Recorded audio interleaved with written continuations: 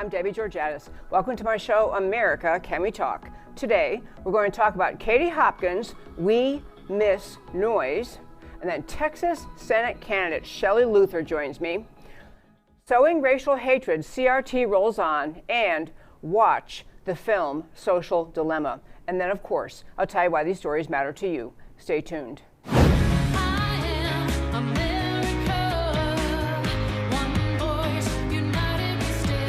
Debbie Georgatos, host of America Can We Talk, is an author, attorney, and political analyst whose mission is to inspire the American political conversation about preserving liberty in the best country on earth.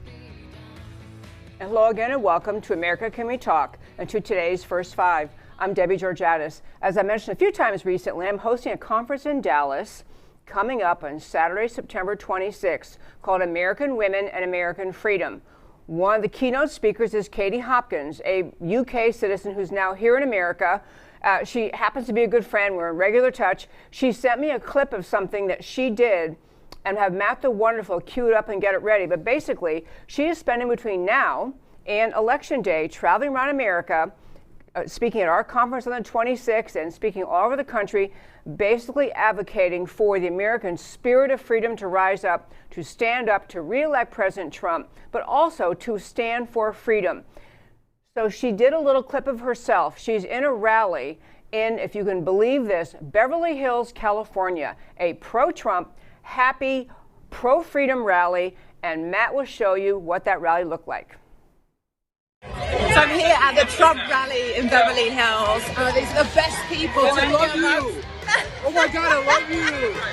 Keep getting that. Love how you get it. One more year. One more year. Yes. What up, baby? Wow, we're out here. USA forever, freedom. These guys have been going since about 3 o'clock, so they've been here for about 2 hours. The key things really is the sheer noise of people going by. We've been coming here for about 6 or 7 weeks. No one really wants to acknowledge this is happening. But the most important thing about this rally is the joy. There's a real feeling here. These people want to be here. There's an enthusiasm here. Lots of people may have been Democrats once, but now they want to be part of this. I want to be the dope, like Charlie, yeah. First things first. Give me 4 more years.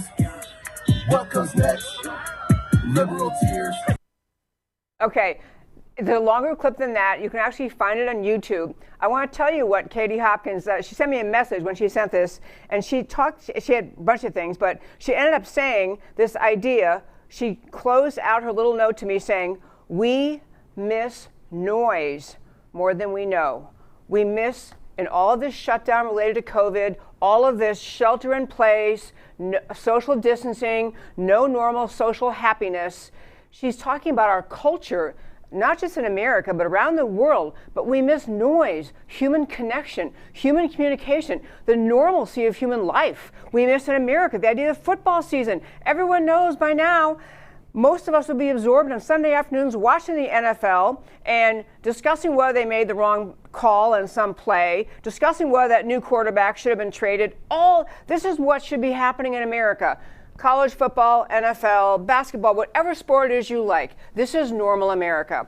And part of what she is talking about is in this rally in Beverly Hills, these people are just full of joy and energy and happiness. They are connecting as people, as human beings, connecting with each other, realizing that there has been a pall cast on this country, a miasma, a darkness, a repression, not just of our rights to run our businesses and to, do normal American commerce, have businesses open and life open, but really the whole spirit of people. We're meant to be social. We're meant to connect with each other.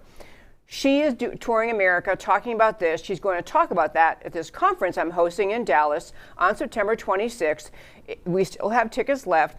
If you're interested in coming, you can email me at americacanwetalk@gmail.com and Saturday, September 26th. And she's just one of a stellar lineup of speakers. Great conference celebrating freedom, celebrating that women should love freedom. And that, my very fine friends, is today's First Five. So I want to turn now, I mentioned at the start of the show, we have a guest joining us. And I'm going to guess a lot of you, because we have listeners all over America and all over the world. And this woman made history. She made the news, not just in our sweet little state of Texas, but around America and around the world, because she was the woman who stood up in Texas when we had a very repressive and long-standing shutdown.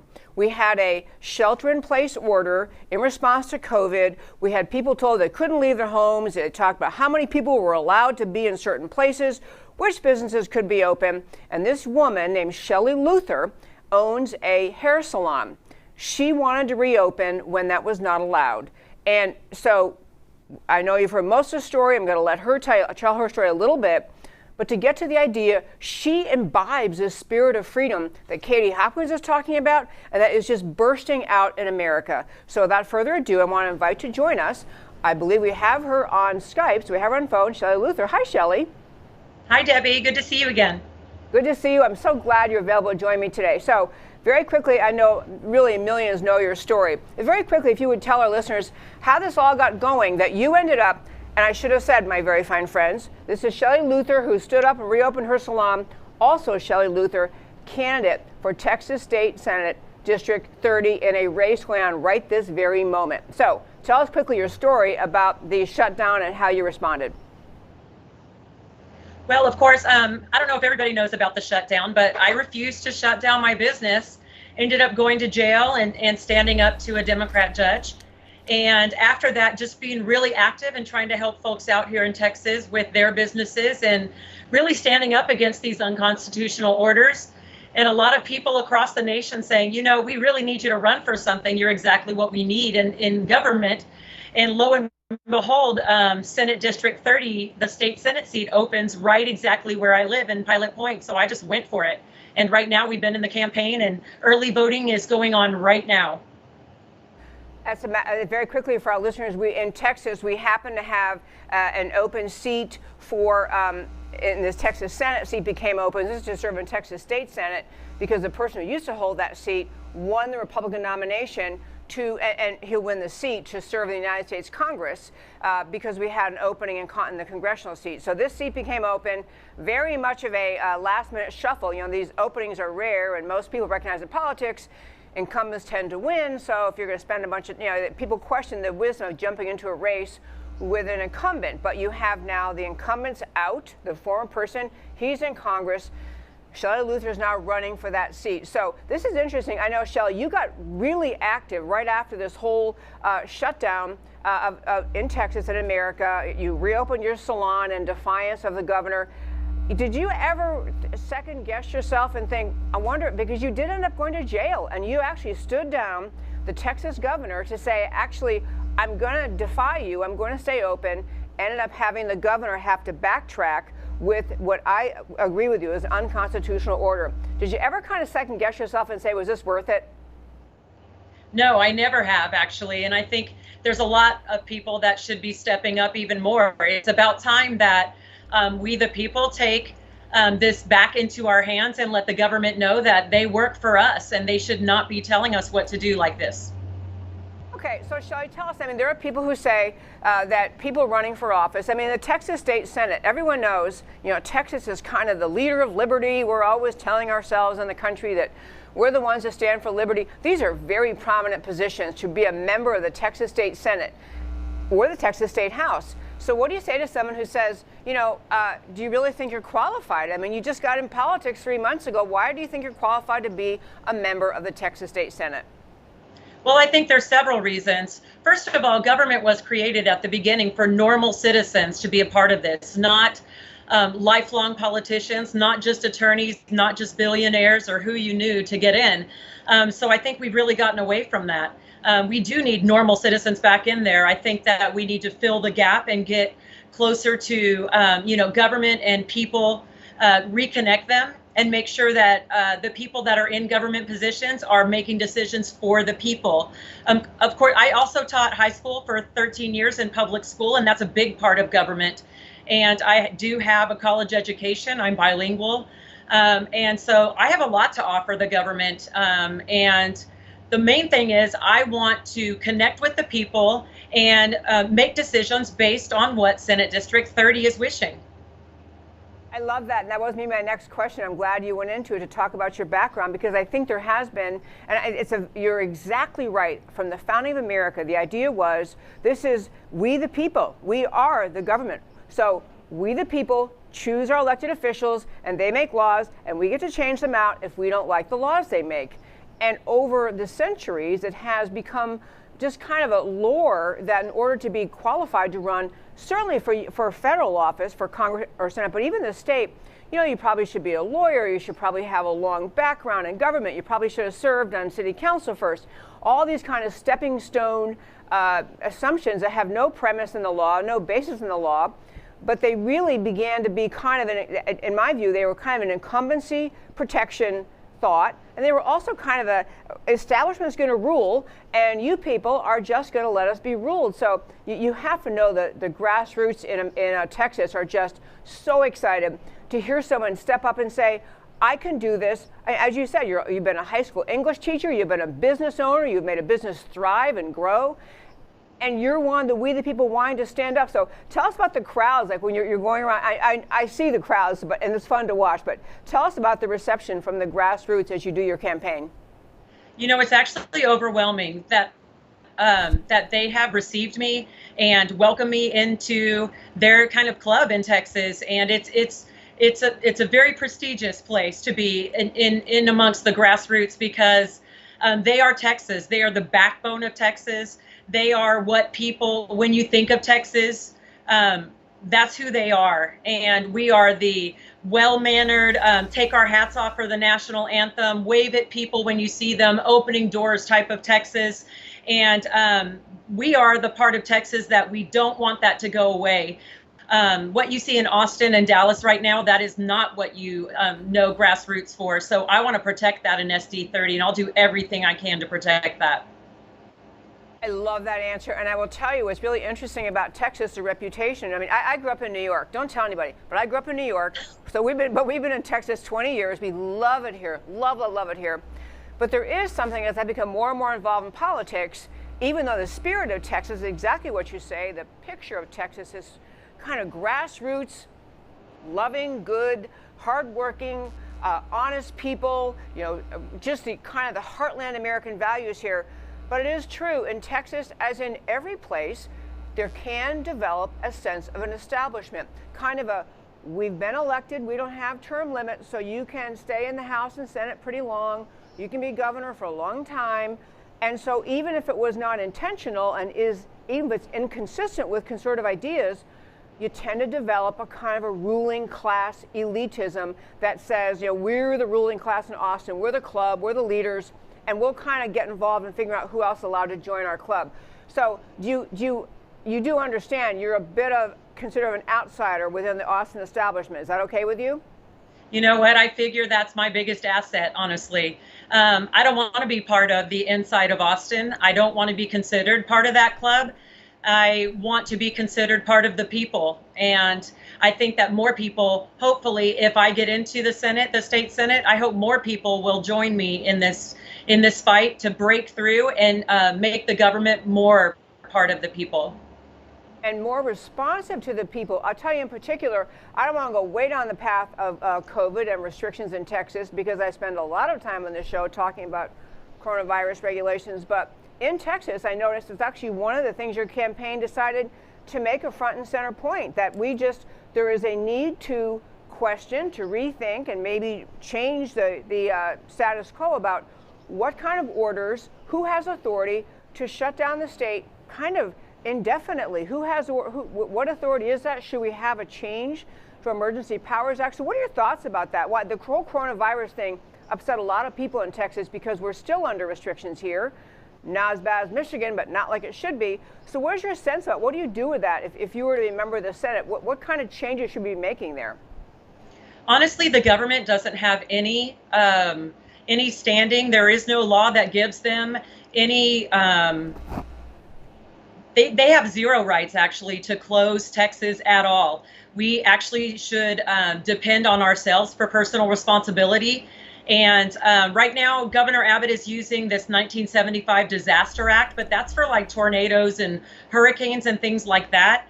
And it's a stretch. I'm telling you. So if I were to get into the Texas State Senate, the first thing I would do is make amendments to that or restrictions to make sure that our standing governor or future governors could never use that again to shut down the state of Texas, especially without having a meeting with with the legislatures, a special session at least.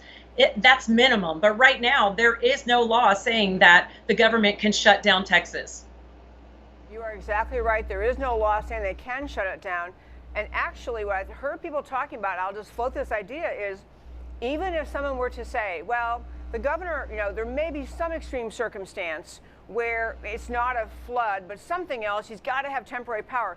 There's got to be something that says, it's a temporary, limited in time, and eventually there has to be some ability, some avenue available for citizen recourse to say, okay, prove why we still have to live under this. There's part of what is so frustrating is to Texans, there's no authority for Texans to challenge this. I know there are lawsuits against the governor right now. He's being sued, but there's no clear legislative authority provided to say to the citizens, here's how you fight back. And that there needs to be actually an adversarial hearing where you present why we should be open and let the government justify why they're trying to close us. What do you think about that idea?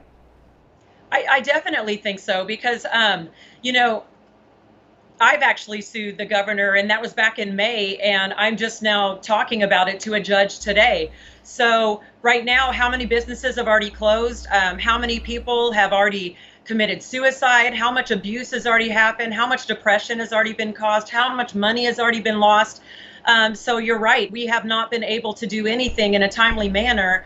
And we still just now, a few days ago, got another disaster declaration put on us for what? No one has proven any data. And they're throwing numbers on us that we keep continuing to prove that are dishonest. They're not right. So what I say to this is personal responsibility. And at some point, Texas needs to stand up and say, you know what? This is our state. We're going to do what we feel is right. Shelley Luther, you embody the spirit of Texas. You just make me smile listening to you. And I really think there are many more people, a lot of people sitting home, kind of frustrated. They either already lost their business, they had to give up, they had to close it down. They've lost homes, they've lost their apartments, they've lost their financial well-being, they're spending their savings to get through. And people just looking for someone to say, where's the government? Why do they have the authority to do this to us? And so I think you really embody that spirit of saying, no, actually they don't, and we're going to stand up and fight. I love that you're saying that. Thank you. I mean, the government is not there to protect us. They're there to protect our rights.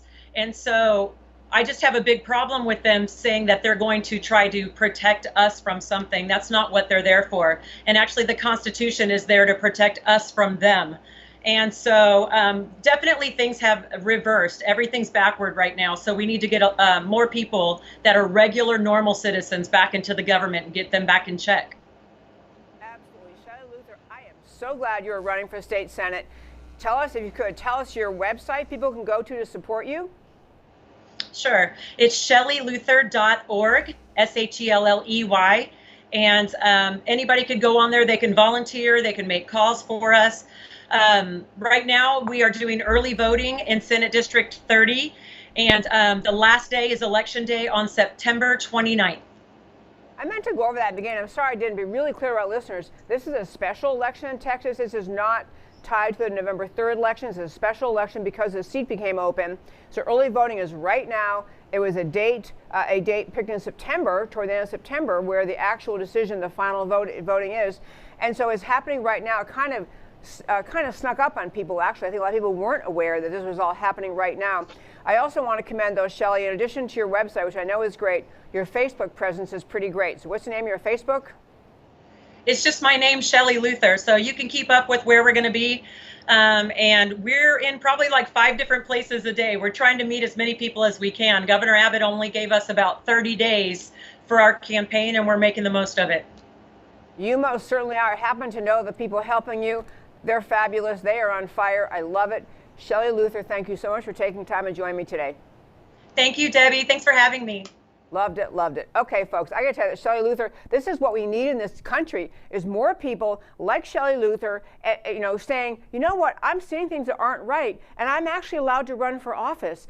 I think there has, over time, as I mentioned talking to her, built up this sense that somehow, to run for office, you have to have some credentials showing you held lower offices, and at first you were on the school board, and then you were on city council, and then you were here, then you were there, and there's no law. And there's no reasonable expectation about that. In fact, one of the criticisms I've heard people make of that particular candidate is, well, the other candidate running as a Republican, he actually is he's been in the Texas House before, he knows the layout of the Capitol, he knows how to find the men's room, he knows how the committee process works. Well, those are all arguments that perpetuate the incumbent forever. These are arguments that the Incumbency Protection Act thinking is all about, that says somehow if you're incumbent that you're just better than someone who's challenging you. And I had an entire legislature full of brand new people, if you had the whole Senate and the whole House full of brand new people, no incumbents, brand new, they would figure it out. They'd figure out what to do. But we need to have this fresh blood, fresh energy in the state of Texas. I'm just very enthused about this campaign, as you can really tell. Enthused really also about someone willing to stand up and take a risk, as she did, face an actual, went to jail overnight, or maybe 2 nights, because she would not close down her hair salon, because she, as she said, she had employees who needed to get a paycheck to put food on the table for their children. This whole COVID era has helped America wake up to the question, and that the idea that we all should be questioning, thinking through, what does the government have power to do? What is their role? What's their right role? And what do they not have authority to do? And I didn't really follow up with her when she mentioned it, but we talked about it in the show quite a bit, and I want to underscore it again before I turn to my next topic.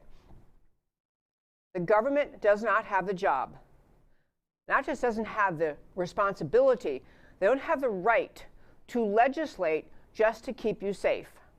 If they did, they would outlaw motorcycles, car racing. They have to outlaw NASCAR. They have to outlaw jumping out of airplanes with a parachute. They have to outlaw motorcycle races. They'd have to outlaw a bunch of things that obviously carry some risk. The government doesn't have the job of outlawing everything that they view as risky. They do have a responsibility to keep citizens informed. And once they have done that, the idea that they can keep an economy, a people shut down, as we have throughout our country at various stages, depending on what state you're in, to keep you safe, is not the right role of government. And it's not just the question, it's a different question whether you should stay home if you have pre-existing conditions or a lot of fear or age or whatever other reason you have. No one is saying you have to go out. But to have our society shift from a country rooted in freedom, premised in freedom, the right to life, liberty, and the pursuit of happiness, to a country waiting to be told by your local government whether you're allowed to go to the grocery store today, what time, and how far away you have to stand from your fellow citizens. This is outside the role of the government. This is not what we paid government to do, and even though you can think they're just trying to help, they're just trying to keep us safe, this is the premise for the surrendering of liberty.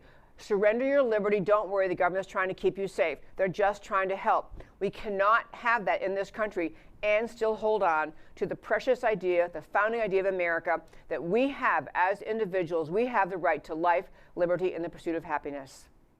I'm going to do 2 more stories today. One story, I mentioned a couple of days ago that there was an effort by the Trump administration to remove all of the training in the federal agencies premised on this CRT, this critical race theory. CRT is critical race theory. I talked about it in several different shows. I'll summarize it in about 2 sentences here. Critical race theory is an ideological concoction out of whole cloth, out of thin air, nothing academic to it, nothing factual to it. It is an ideological argument that America is a racist country premised on racial discrimination, that racial discrimination and racism permeates our society, our culture, our laws, our institutions, and so everything in America is to be denigrated. It's a profoundly anti-American theory. It is, again, a concoction of Harvard elitist professors who thought this was a way, essentially, to change the dialogue in this country, to change the discussion on issue after issue after issue. So Trump said in an executive order that we're not going to do this anymore. And I want to just tell you something very quick about what he's specifically talking about. The whole idea of this critical race theory and the trainings that grew out of it in federal government and in public schools and in public universities and in private businesses, all of this, it came from an order by President Obama back in 2011, Executive Order 13583. Executive Order 13583, in which Barack Obama basically said he established coordinated government-wide initiatives directing government-wide diversity and inclusion training. And that translated into training that was premised on the idea of convincing society that America is an evil place, that the very founding of America, as the New York Times 1619 Project is trying to do, the very premise of America is an evil, ugly, racist premise, that the entire country is permeated with racial hatred. And so the training is all about, and I'm going to tell you some of the things that actually occur in these trainings before I tell you what happened, because what I want to get to in the story today is that there was one federal agency that tried to ignore President Trump's order. Fortunately, it came to his attention. But I should tell you some of the things that are taught in these critical race theory trainings that President Trump was trying to stop. For example, they had one of these CRTs, critical race theory trainings. At its core, it's profoundly anti-white. It's not just trying to raise awareness and discuss how people feel about each other and to convince people to be more thoughtful and sensitive. It is a racist, anti-white premise. It starts out by trainers telling people who come to these that white males must work hard to understand their white privilege, their male privilege, their heterosexual privilege. So it starts with denigrating people because they're male, because they're white, and because they're heterosexual. You are attacked from the start, and just picture the room this is happening in. This is happening in a room filled with all sorts of people, with Americans of all backgrounds, race, ethnicity, national origin, skin color, and you're hearing from the government-authorized teacher up there that you're hearing scolding, ridicule, and accusation against white Americans. You're hearing the idea that you should begin to develop racial hatred toward other people because they happen to be white Americans. The entire idea of critical race theory, it is not to solve racism, it is to sow the seeds of racial division and hatred. It's the entire point. The point is not to help, uplift, understand, include. The point is to ridicule, mock, and divide. The point is to convince people that your very identity, the best identity you have, the only real identity you have, is based on your race. That's the point of this. All your identity is. Forget your uniqueness and your individuality and your education and your faith and your training and your education. Forget all of that. That's not who you are. All you are is a skin color. That's what critical race theory is all about. That's what all of this training was all about. And so you go to training and hear day after day how white people are scolded and told they're bad, that their history's bad, that their country's bad, that America's racist. How could anything good possibly come out of this? People are being trained on your tax dollar to hate America, to hate the country, to hate their fellow citizens, to see America as divided. President Trump finally had the courage to stand up and say, we're not teaching this anymore. We're not going to spend money teaching this to our fellow citizens, that you're all supposed to think of yourself as a mere racial unit, and you're to be forever pitted against other racial units, and to have the teacher stand in front of the class and scold everyone who happens to be white, male, or heterosexual. This is not America, not doing it anymore. Trump said done with that. So, before I get to what happened, I'll tell you one other quick thing that is flowing from the same executive order that President Obama issued. Same executive order gave rise to trainings in schools. And for example, trainers were taught, back to CRT, this critical race theory, trainers were taught that things like rugged individualism, a can-do attitude, hard work, and the idea that you should strive towards success. All of those ideas are characterized as reflecting white male culture.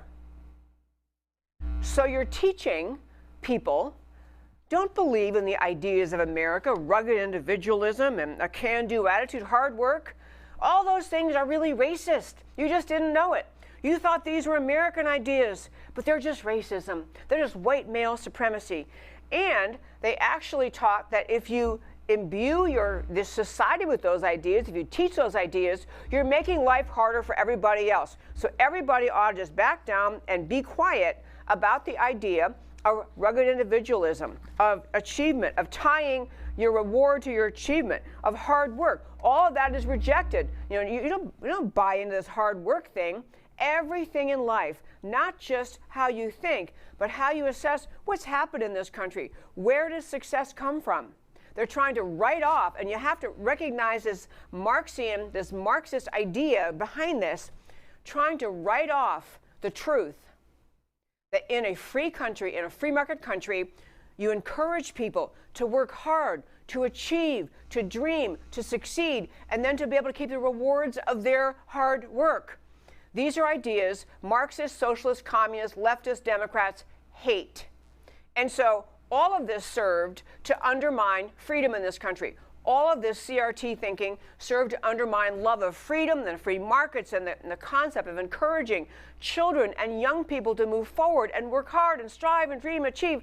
No, no, no, no, no. Everything, every outcome, every fact, every issue in life is all premised on race, and the idea of telling someone to work hard so they can achieve, that's just white male supremacy. In addition, teachers were being told things like the idea that this is another training coming from the same executive order, another training in schools.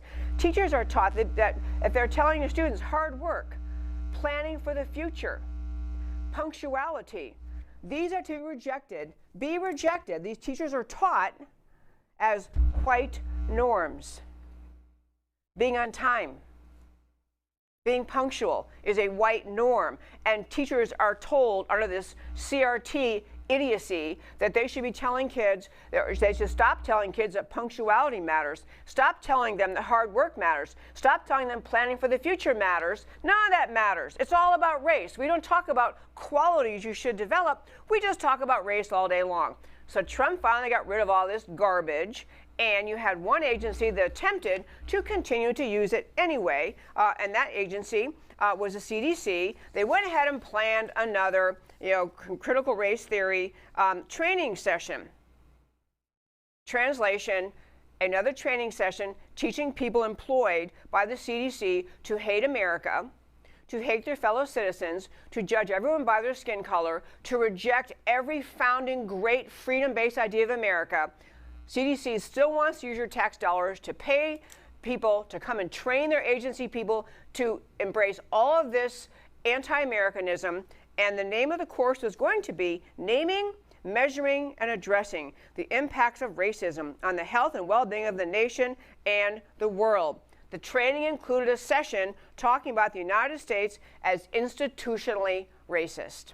So Trump put a stop to it, executive order. CDC tried to do it anyway, and unfortunately for America, Trump became aware of it and put a stop to it. Russell Vought, the fabulous, I happen to know that guy, he's a great, great guy, put out another notice from, he is now the officer, he's the director of the Office of Management and Budget, Russ Vought, put out this training is being canceled immediately. Just said, no, we're done with this. But you have to understand, I tell you this story just because I want to get clear about the idea how determined the left is to undermine love of America, how determined the left is to try to break America apart, to try to drive a wedge in the American people, to drive a wedge, a division in our society.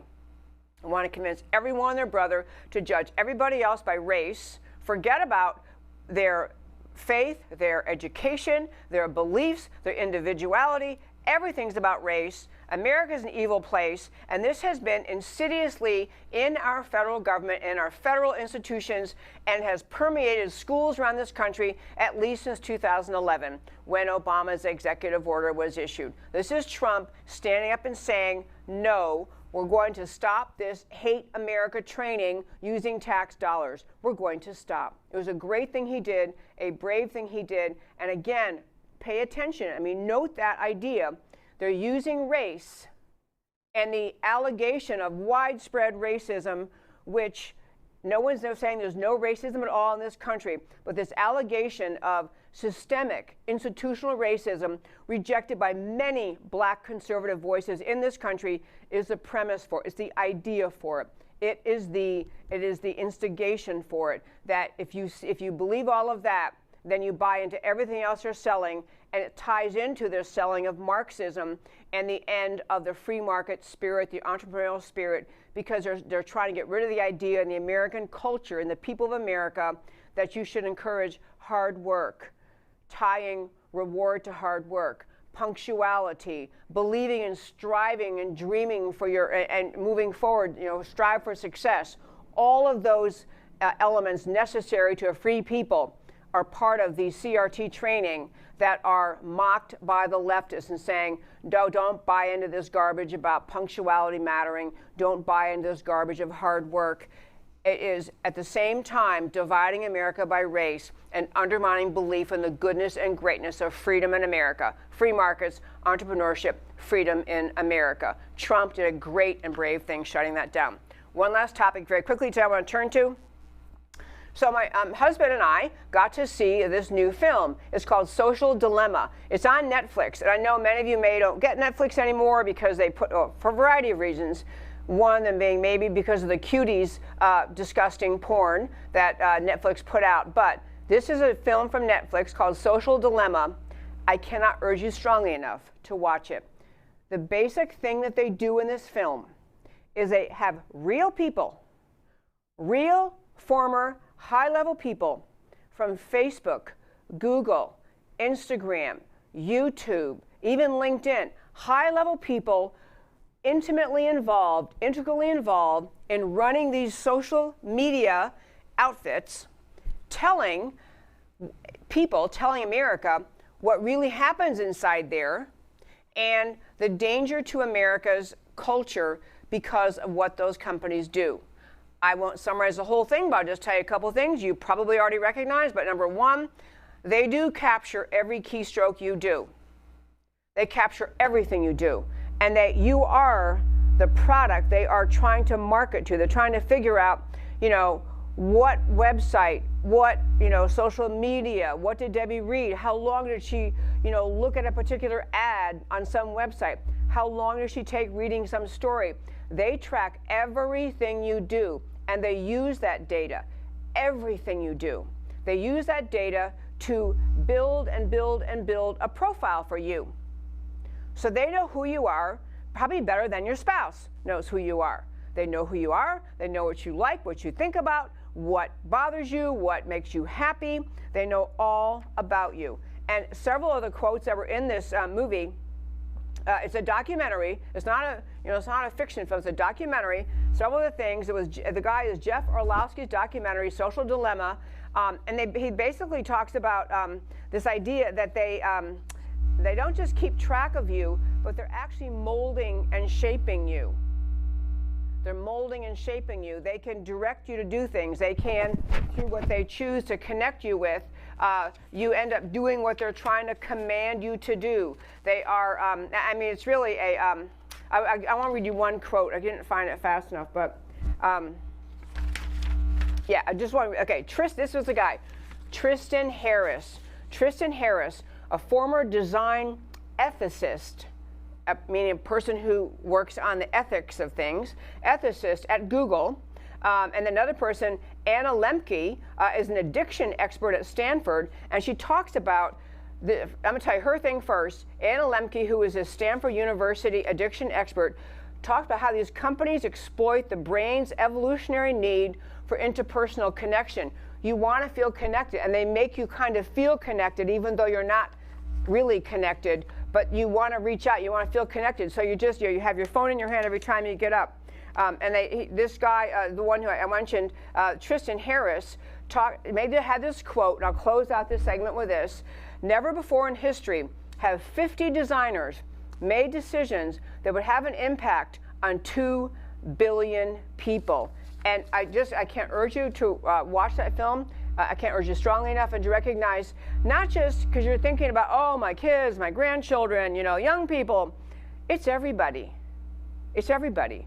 How you're molded, how you're manipulated. They're working very hard to make sure everyone in America thinks that Joe Biden is the most popular guy who ever ran for president since Reagan, and that everybody hates Trump. I mean, they're working on things like this to put this knowledge into the political realm. They're working all day long with the idea, how can we convince uneducated Americans, ignorant Americans, that Joe Biden is, Mr. Apple Pie in Main Street, and he's a really swell guy, and he's brilliant, and he'll solve everything. And President Trump, he is a really bad guy. He's a really, really unethical, bad guy. They work to do these things. They work to manipulate you.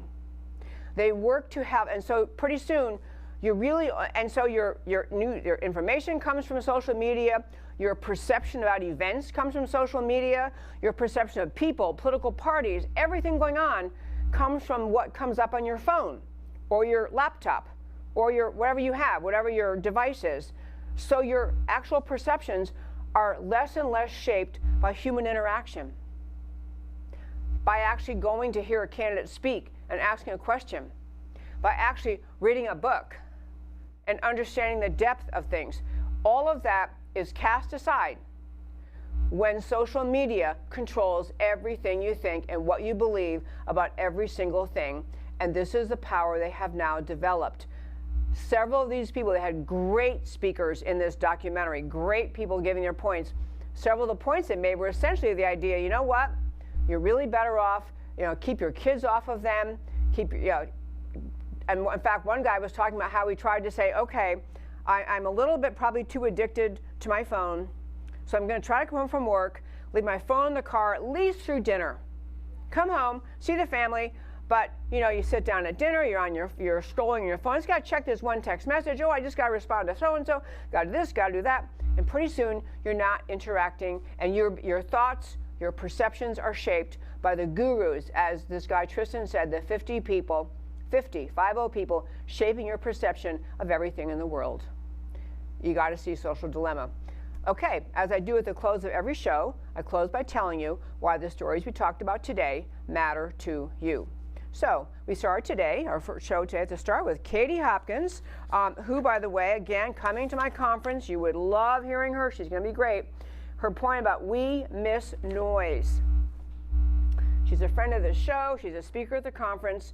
She knows better than most, because she reports on what's happening in the UK, the spirit of Western civilization, the spirit of freedom, the spirit of America. Her spirit-lifting tour of America is moving hearts and minds, reminding Americans of who we are. As she put in her little note to me, we miss noise. Life, liberty, and the pursuit of happiness is supposed to be joyous, raucous, filled with human interaction and connection. Americans have had enough of arbitrary extension of COVID lockdowns. If you'd like to hear her speak, email me at americacanwetalk@gmail.com. Next one we talked about today, sowing. We had this sowing racial hatred. The CRT rolls on. Insidious teaching began with Obama under the label of diversity and inclusion training. And this, accept that America is systemically racist, accept white privilege defines the entirety of life in America, explains the entirety of life in America, denounce hard work, perseverance, and other success habits as white male culture. Excuse me.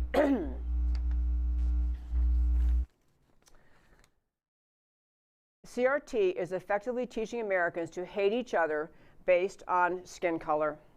This is evil. It is anti-American, and President Trump is right to end it. Trained Marxists have always sought to use the wedge of racism to accomplish the Marxist overthrow of the Constitution and freedom. Black Lives Matter is not about helping black lives. It's about using black lives to destroy America and freedom for all Americans. And finally, watch this social dilemma film. Americans must wake up to the unique in all of human history dangers of social media. It's not just dysfunctional families glued to their smartphones, and it's not just about depression induced by not enough friends and likes. There was a lot in the movie about that, about people, the rise in the use of social media overwhelming life, paralleling the rise in suicides, even among young people. Very, very alarming stuff. But what it's really about is unleashing, without much thought of the consequences, the most massive capability of mental manipulation ever to be in the hands of any group of human beings. They know everything you do and effectively think online. Google started with the motto, "Don't be evil." Now they, and Facebook, and Twitter are engaged daily in imposing thought control across the world. This is pure evil, though they think they're insisting on the right thought. They say it's not bad because what they're selling is the right thing to think. Breaking up their monopolies is not enough to diffuse the danger. Americans must insist on better answers that will diffuse this danger to freedom.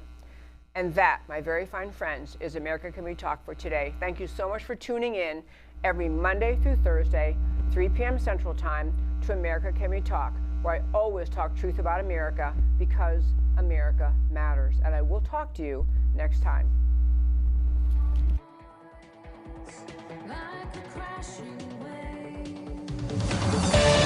Can you hear us now? America Can We Talk? Truth about America. Can you